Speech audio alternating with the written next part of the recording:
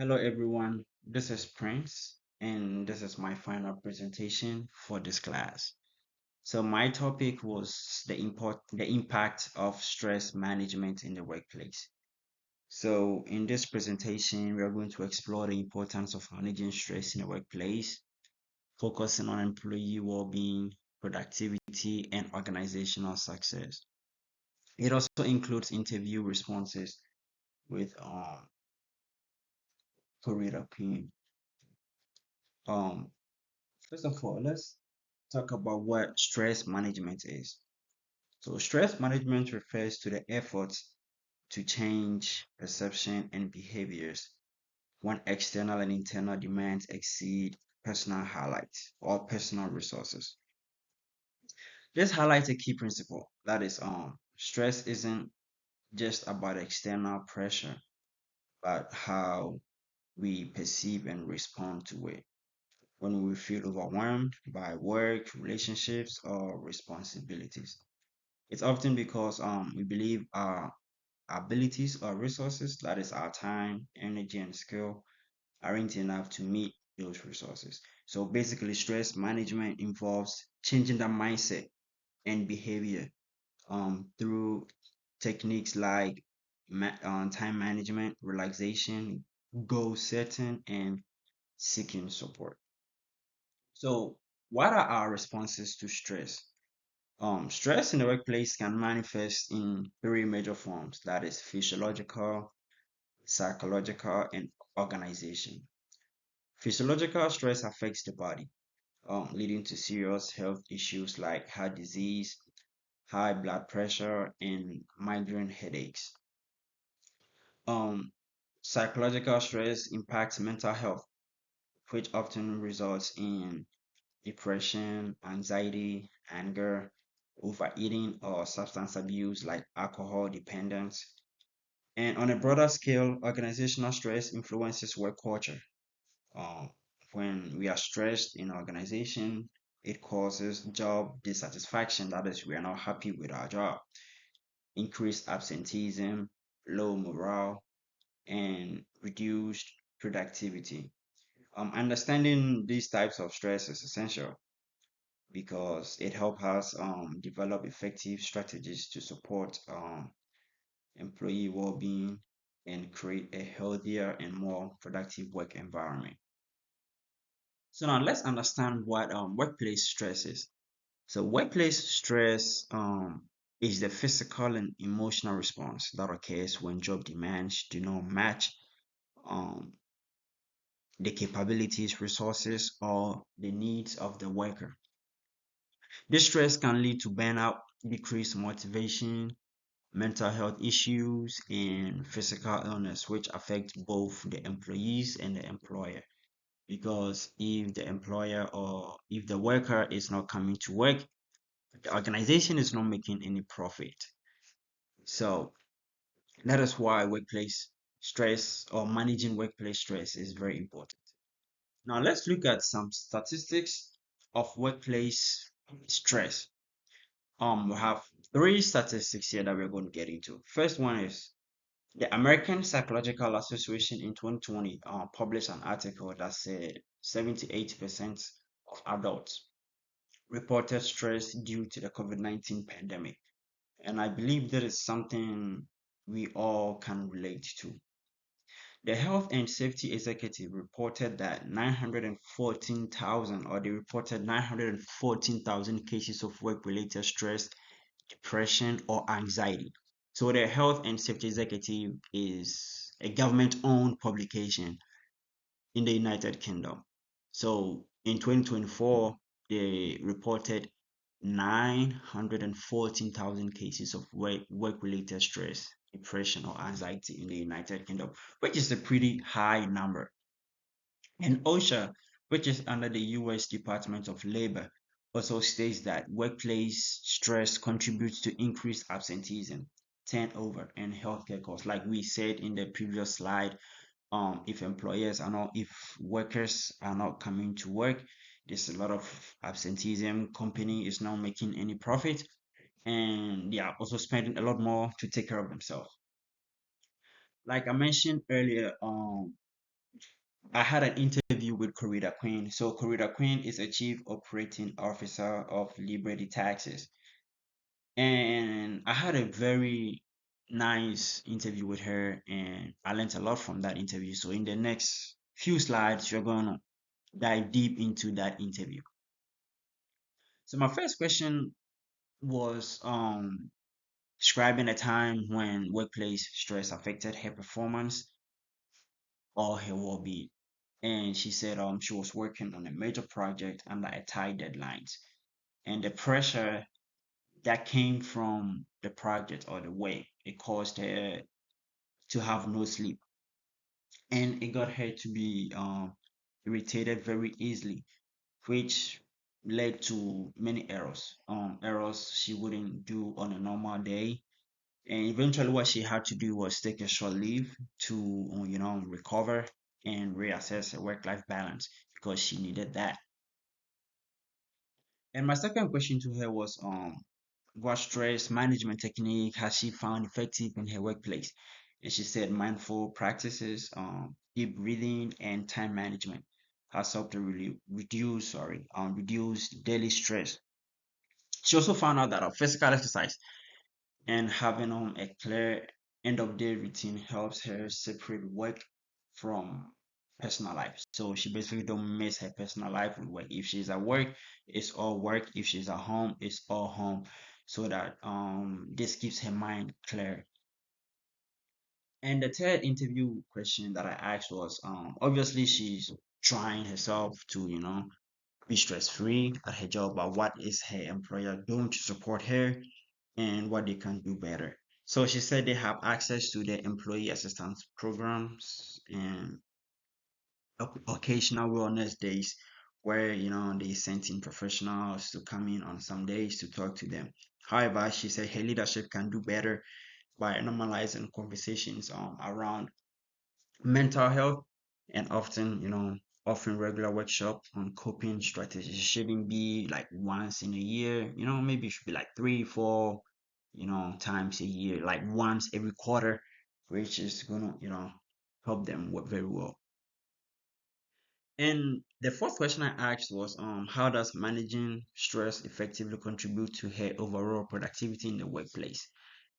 She said, employees with effective coping mechanisms are more focused, energized, and they are collaborative. If they are stress free, they come in there every day to work, every day more focused. They come in every day more energized to talk to everybody, to collaborate on work, which has increased their overall productivity at her workplace. And the last question that I asked was what advice she would give to someone experiencing chronic stress at work. And she talked about not ignoring the signs of stress. Talk to your supervisor or your HR, and you have to create boundaries. That is stuff that are not helping you or stuff that stresses you out. You have to stay away from that. Then you have to incorporate small breaks and ensure your personal time is, truly restorative. That means you don't have to just work all day. Take breaks when you need it. If you feel like you're stressing, if you feel like your mind is not responding, just take a small break. Most importantly, do not ignore the signs. Now, talking about signs, what are the signs of stress? What can you tell when that you are being stressed and all that? So we have the physical part, emotional, mental, relational, spiritual, and behavioral. So this came directly from the textbook. So we have the physical signs, that is appetite changes, headaches, fatigue, insomnia, indigestion, colds, weight change, teeth grinding, and tension. We're not going to go through all that, but we have emotional signs too. The basic ones: anxiety, nightmares, bad temper, depression, frustration, mood swings. And then we have the mental signs too: lack of humor, boredom, forgetfulness, poor concentration, which is very important because if you're stressed, there is no way you are able to, concentrate. Then you have the relational signs, which is isolation. You don't want to be around anybody. Um, there's defensiveness, there is resentment, intolerance, nagging, abuse. We already talked about that. Then there's the spiritual science, then there's the behavioral science, which is pacing, swearing, substance abuse, nail biting, which is not really helpful because you're hurting your nails, you're hurting your teeth. There's the eating disorders, and there's the headaches. So now this slide talks about the role employees can play in reducing workplace stress. So employers have a major part to play to reduce stress at the workplace, because if they don't, then people are coming in tired, people are coming in burned out, people are coming in not ready to work, people are even not coming in at all. So the first on my list here is promote a culture of openness and psychological safety. You know, employees should come into work feeling safe. Employees should be able to, talk about what is going on at work, what is stressing them at work. Employees should be able to, communicate with HRs and all that stuff. You know, the second on my list is provide access to counseling and wellness programs like the stress management training, employee and the employee assistant programs. So if employers are providing these types of programs and counseling services, I'm pretty sure it will be easy for their employees to, be stress free, because you're providing all these great resources for me in a case where I'm stressed, burn out from work, relationship, and everything. I have where I can go to, talk about it, where I can go to get advice. The next one is train managers to recognize signs of stress and intervene. You just you just don't you just don't train managers to recognize the signs of stress. You also you also train them how to intervene, like where they can also support their employees. And the last one here is encourage flexible schedule and remote work where possible. So they just don't have to be in the office all the time. They just need to, be flexible in working. Some people just, I believe workplace stress is the worst, because tight schedules don't help employees. And if their schedule is too tight and they can't do anything about it, they are coming in grouchy. That's my word to use. They are coming in grouchy. They are coming in not motivated to work. There's a whole bunch of stuff when employees come into work with no motivation to work. So let's look at what if your employers are not doing anything to help you, or they are doing things to help you, but they're not enough. What can you do as an individual to respond to stress? So the first thing here is you must consult a health professional, a therapist. This is mostly associated with the psychological stress, like we talked about in the previous part. So consulting a health professional or a therapist is really helpful. Then these people are trained in areas like that, that they're able to help you deal with whatever you are dealing with. The next one is the cognitive strategies. So in the cognitive strategies, this strategy will influence your thinking, your emotions, and your well-being. You are able to manage your emotions well.